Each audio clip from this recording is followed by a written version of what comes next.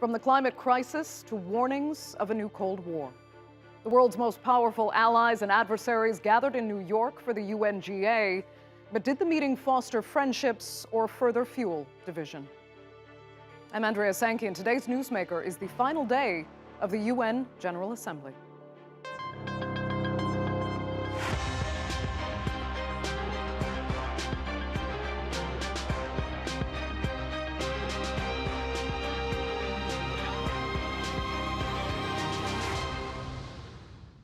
From heads of state to senior officials, some of the world's most powerful people attended this year's General Assembly, but they weren't necessarily the most famous in attendance. That title went to K-pop supergroup BTS, who kicked off this year's meeting dancing through the General Assembly Hall.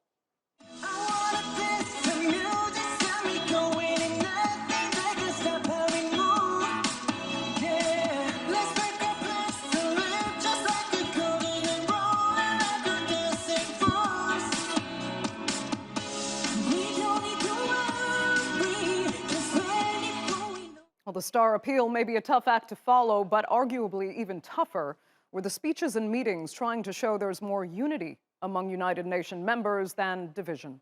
As the rivalry intensifies between the U.S. and China, UN Chief Antonio Guterres used his opening address to urge the world's two biggest economies to fix their dysfunctional relationship. It will be impossible to address dramatic economic and development challenges while the world's two largest economies are at odds with each other. Yet I fear our world is creeping towards two different sets of economic, trade, financial, and technological rules, two divergent approaches in the development of artificial intelligence, and ultimately, the risk of two different military and geopolitical strategies. And this is a recipe for trouble. It would be far less predictable than the Cold War. So as the UNGA comes to a close, did the summit help resolve rivalries or aggravate them instead? There were several meetings on the sidelines, with one in particular angering China. Leaders from the US, Japan, India, and Australia, an alliance known as the Quad, came together to address Beijing and its growing influence in the Indo-Pacific.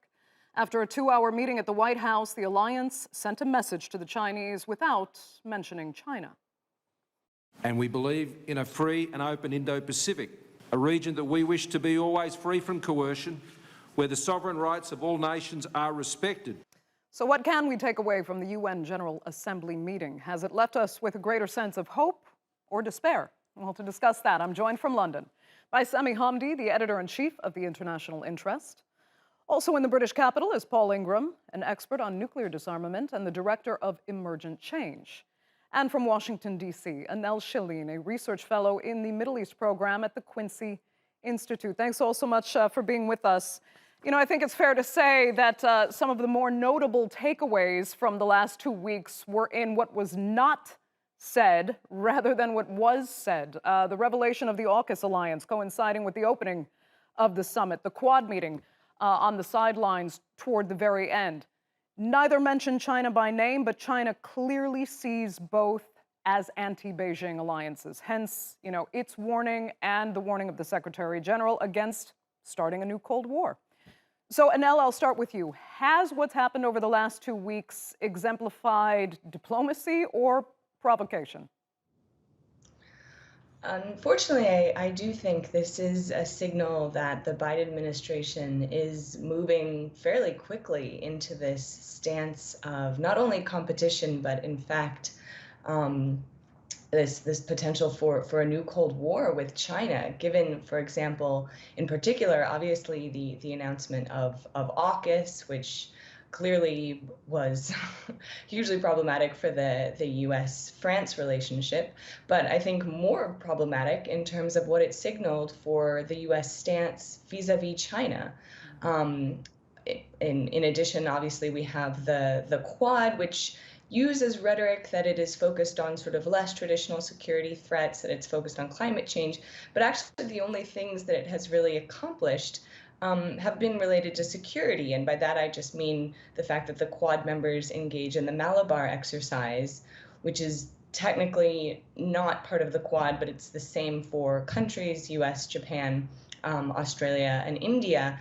And the fact that's really what these four countries are doing together, from China's perspective, feels like this multilateral security bloc, which Right. I'm sure for China feels like a policy of encirclement. So in general, I do think it's really quite alarming that the decisions being made by Biden and by the U.S. right now do seem to be gearing up for the possibility of conflict. I mean, Annelle, how would you describe how you were left feeling after this General Assembly? Would ominous kind of be the word? Yeah, unfortunately, I mean, I know that there were also efforts to try to galvanize some more momentum to get ready for the COP26, the Glasgow meeting on climate change. And my sense was that those efforts perhaps fell a little bit flat, unfortunately, unless Secretary Kerry is going to unveil something that he got other countries to agree to, and that will come out in Scotland. But in general, I worry that the focus was much more, the air was all sort of sucked out of the room by AUKUS and by sort of the fact that this anti-China, although again China was not mentioned, but just clearly so much of U.S. policy right now is about positioning itself vis-a-vis China, and clearly we're going to see this when Biden releases his defense posture, which will be coming up at some point. And my fear is that this new posture will very much demonstrate that the U.S. is orienting the U.S. military, the most powerful military in the world, in preparation for a possible conflict with China, which will understandably provoke China to undertake similar actions to prepare for that kind of conflict, which will simply make such a conflict more likely. Okay, let me turn to Paul Ingram, because I don't think, from what I've understood, from what you've said before, that you see it so much as an ominous feeling, because you've actually said it's not a Cold War with China, it's more of an exercise in containment. I want you to expand on that, because, I mean, for China, containment is, in a sense, a Cold War. So I would agree with a lot of what was just said. The reason why I don't see this as a Cold War is because it's not at root about ideology. China is an authoritarian state. It treats its citizens pretty appallingly. But this is not about Chinese ideology being promoted around the world. This is about Chinese interests running hard into US interests. And the US, as has just been said, and I fully agree with, is shaping up to confront China. And so my quarrel really is just simply to say, let's not just see this as a repeat of the old Cold War with the Soviet Union. There are plenty of opportunities for collaboration with China. I think this has got more to do with shame in the US for its dependency on China economically and for its finances. It's a sense of exposure, and that this will therefore most likely lead to an attempt to contain China and President Xi. And of course, President Xi has got no truck with this, and will be pushing in all sorts of different directions to try to prevent the Americans and their allies from containing them. Okay. This doesn't necessarily need to lead to a hot war, but it could well do if the Biden administration does limber up and use all its assets, as has been said. Looks likely. We've already just seen the sacking of a senior US administrator within the Department of Defense for daring to question the aggressive nuclear posture review that is likely to come out, simply reinforcing the Trump nuclear posture review, which is all about containing and confronting China and Russia. Okay, interesting, Paul, that you say some of this comes out of the shame from the United States over its dependence on China. So, Sami, let me ask you a twofold question here. I mean, how much do you think the U.S. may be struggling with losing its global dominance, and how that's manifesting at the UN, as well as, what we're building toward then if these kinds of provocations continue and the United Nations can't provide a mechanism to de-escalate all of it? I think it's easier understood if you put yourself in the position of a policymaker in Washington today. Europe now is debating how to detach from the US and pursue its own security policy, or at least it's trying to wean its dependency on the US after it's becoming increasingly apparent that the US's relationship with Europe is built on an America First policy, very similar to that which was preached by Donald Trump. You have Turkey, which openly at the UN was calling on Biden, saying to Biden, listen, I will go more towards Russia if you continue to treat me with the cold shoulder. You have the UAE, Saudi Arabia, and Israel openly at the UN challenging Biden's passion with regards to pursuing this Iranian deal, saying we don't want this deal, we don't want to allow Iran to become stronger in the region. The US, whichever it looks, it sees disgruntled allies. There is a growing list of disgruntled allies when it comes to the US. I think that when it comes to the issue of containing those who might capitalize on that disgruntlement, I think it's also important to put things into context.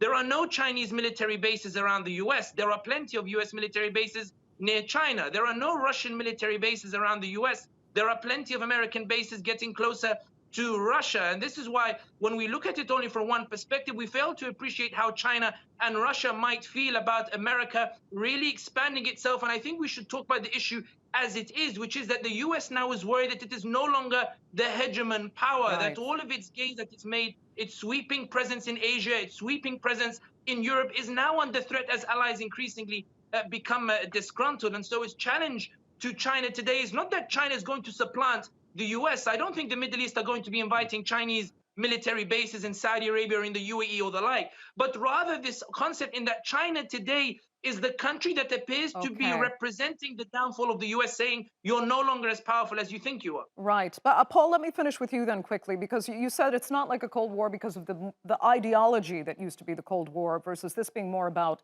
interests, particularly economic and strategic interests of nations. But are we as a global society kind of creating these divides? Because some of us will remember the Cold War and a lot of it being about the escalation of rhetoric, creating unnecessary fear. Do you worry that we might be headed in that same direction now? Yes, certainly. I'm as worried as anyone else is about the direction where we are going. And of course, this is in the context of all the other significant existential threats that were mentioned in the General Assembly, such as climate change, the pandemic, and financial instability, all sorts of perfect storms coming together. And of course, this demands, as the Secretary General said, a much greater sense of leadership and collaboration across states. And unfortunately, if states hunker down and just see this in terms of interests, they will fail the world. And so opportunities such as the General Assembly to come together and look again at how we organize the world are very important. Okay, I'm going to ask the three of you to hold it there because we're going to turn to another angle of this year's General Assembly, which saw a few new faces. Joe Biden, of course, made his first appearance as U.S. president, and his allies in Israel were not represented by Benjamin Netanyahu for the first time in more than a decade. And speaking for the first time on behalf of Iran was President Ebrahim Raisi. But while the leaders have changed, the hostilities seem to have not. Raisi used his debut speech to slam U.S. sanctions, while the new Israeli Prime Minister Naftali Bennett used his to call out Tehran. Israel is quite literally surrounded by Hezbollah, Shia militias, Islamic Jihad, and Hamas on our borders. These terror groups seek to dominate the Middle East and spread radical Islam across the world. What do they all have in common? They all want to destroy my country, and they're all backed by Iran. Sanctions, and especially sanctions on medicine at the time of the COVID-19 pandemic, are crimes against humanity. The Holy Quran introduces the destruction of nature and mankind as a major characteristic of the tyrants. The Islamic Republic of Iran proposes that any kind of sanction-induced restriction or disruption in the supply of good health and environment as to humanitarian issues be declared forbidden. Still with us is Sami Hamdi, Paul Ingram, and Annelle Sheline. Thanks again for staying with us. Annelle, let me start with you. You know, even very temporary changes in global geopolitics can change the game in the long term. I mean, there were only 4 years of Trump, but we are still very much dealing with the fallout from his administration. We're still dealing with the consequences of the Bush era, you know, foreign policy at the United Nations as well. But Annelle, with Trump gone, Netanyahu gone, Raisi in power, what or who do you think will be determining the course for this next decade or so? Do you foresee more conflict, or I imagine less resolution, given that you feel the general atmosphere is pretty ominous? Well, my sense of the Middle East at the moment is that many traditional security partners of the United States are feeling concerned because they know that the U.S. wants to deprioritize the Middle East, wants to do this shift towards Asia. And as a result, we're seeing really encouraging diplomacy between Tehran and Riyadh, for example, as well as between Tehran and the other members of the GCC. And I think this is really exciting and does signal the fact that U.S. Overcommitment to the Middle East has been a driver of violence there, in particular as a result of the U.S. showing favoritism to countries like Israel or to Saudi Arabia or the UAE, who then behave in more aggressive ways because they think that the U.S. is going to be there to back them up if they get themselves into a position where the tensions have escalated such and a hot conflict breaks out. And so I think in particular for the Arab security partners in the GCC, they have felt quite concerned that, for example, under Obama, the nuclear deal was signed. Under Trump, we had the attacks on the Abqaiq facilities in Saudi Arabia, and there was very little response from the U.S. And now with Biden pulling out of Afghanistan, this is just reiterating this sense that perhaps the Arab countries shouldn't depend so much on the United States for their security. Perhaps they should reach out to China and Russia for a more diverse sort of profile of countries that they could help them feel more secure. However, the difference is that neither China nor Russia will show them the same favoritism. And arguably, I think a more internationalized Gulf could be a more stable Gulf because China and Russia both have relationships with Iran. And so the UAE or Saudi Arabia will know that they can't act provocatively towards Iran and expect the Chinese or the Russians to back them up. I think the wild card is Israel, who is quite concerned by the fact that the U.S. is signaling less of an interest in the Middle East in general. And so I think Israel is hoping that things like the Abraham Accords will act as a sort of anti-Iran coalition. But I imagine Naftali Bennett isn't thrilled to see tensions going down between countries like the UAE and Saudi Arabia and Iran. But in general, I do think that is a positive signal for the region, and my hope is that those sorts of initiatives do continue as the U.S. focuses less attention on the Middle East. Okay, positive signal. But Sami, do you agree, though? I mean, especially with the point she was making about Israel kind of being the wild card. You know, sometimes it is hard to argue with Israel's defense that it is entirely surrounded by enemies who would like to see the destruction of the state of Israel. So do you hold on to this as well? I mean, looking at the alliances that have now formed, especially between the Gulf states and Israel, certain Gulf states, that it could go well going forward? I think it's important to look at the dynamics that Obama signed a deal with Iran. In order to answer your question, Obama's deal with Iran didn't exactly change anything in the region. All it did was come to a framework of agreement to respect each other's interest in the region, that the U.S. would respect Iran's, Iran would respect the U.S. The U.S. would no longer push back against Iran's militias in Iraq, Syria, Lebanon, and Yemen in exchange for Iran essentially stopped provoking the U.S. and essentially trying to maintain some sort of peace, that the U.S. would then force the Arab allies to accept an unfavorable status quo. And I think that Israel, in the long term, while it has reservations, I think that the U.S. in any deal that it makes with Iran, as long as the U.S., as it appears it's going to do, will recognize Iran's gains in Iraq, in Syria, in Lebanon, and in Yemen. As one famous advisor to Khamenei once said, we now control 4 Arab capitals. I think the deal will be that Iran respects Israel's borders in exchange for U.S. recognition of these gains. But I think more important than Israel is the reservations amongst the Arab populations of Syria who've been massacred by pro-Iran militias,